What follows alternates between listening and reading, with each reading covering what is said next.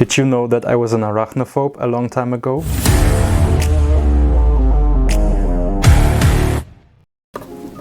What do you want? Every exotic pet keeper has this one story. Probably the most important story. How it all started. My tarantula keeper road was quite rocky at the start. And it only expanded quite recently. But you know what? Let's start with the beginning. Keeping inverts, reptiles and other exotic animals wasn't and still isn't that common among the majority of people. Although I see that those types of pets are getting more and more popular nowadays, especially among those who don't have the space to keep dogs or cats. My home isn't much far from that standard. We almost always had a dog protecting our family. Exotic pets were treated like something strange and even dangerous. And I can't blame my parents for that, since they were just protecting me from potential danger. But I was always curious and hungry for knowledge, especially animals. Mammals and ichthyology were more my jam back then, probably because we had an aquarium. And I read book after book about all kinds of fishes, how they live in nature and how to breed them. It was fascinating to observe the first time guppies gave birth and how the young animals were hiding from predators, parents included. My fascination with spiders and insects came much later. The fact that I was an arachnophobe as a child probably didn't help much either. Even small spiders gave me the creeps, if not even straight out a panic. In retrospect, it is quite strange that I changed a phobia into a passion. But maybe it was my curiosity that caused such a metamorphosis. But it probably wouldn't do much without my first steps into the magical world we call the internet. Back then, in the late 2000s, the internet was still somewhat of a novelty. At least I perceived it as such. And I used almost every possible minute my parents gave me to search through this new discovered world. It was back then when I first discovered the platform you are currently watching this video. YouTube.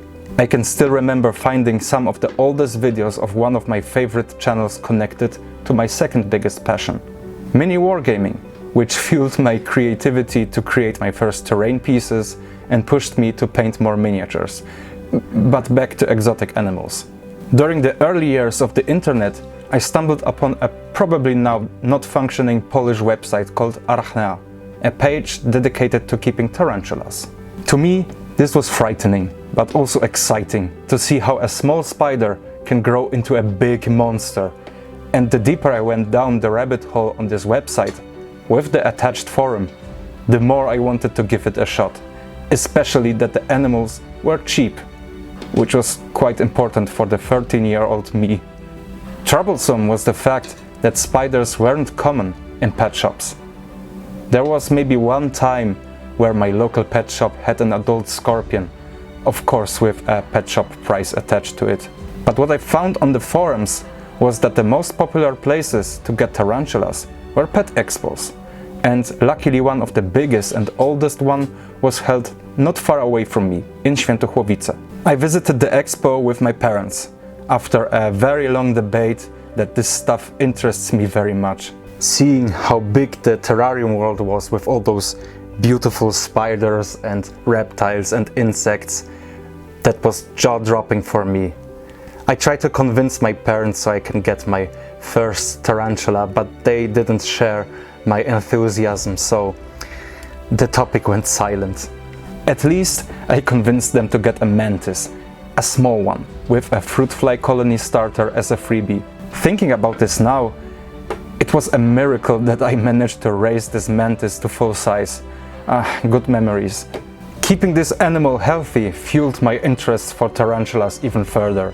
But without visiting an expo in the near future, there was no possibility to get one. Until one day, I saw a small vial with the letters LP in a pet shop in a big market center. I had the pocket money, so I pulled the trigger. Inside was a small L2 Lasiodora parachybana sling, a monster that joined my life for 16 years. Now, thinking back of that time, gives back some memories, how hard it was for me as a child to take care of that spider. Because you see, back then mealworms and roaches weren't that common in pet shops, so this was quite a difficulty. I remember feeding my new 8-legged friend with fly larvae sold in fishing stores. They were available and affordable for me, and when grown up, served as food for the mantids I had. Getting bigger food like mealworms and superworms became more common later, in my high school years. Exotic pets were getting more popular during that time.